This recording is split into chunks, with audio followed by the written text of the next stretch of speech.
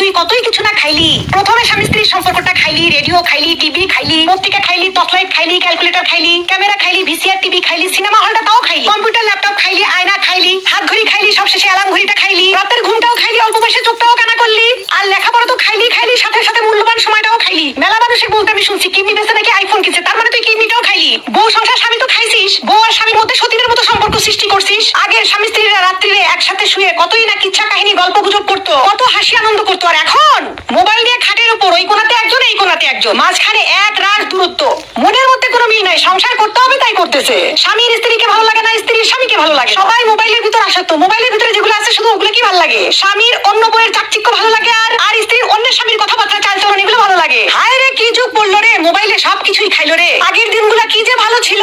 আগে স্বামী স্ত্রীর সম্পর্ক দেখলে বুক ভরে যেত। আমাদের নানি দাদিরা যে আছে তাদের ভালোবাসা দেখলে এখনো মনটা ভরে যায়। আর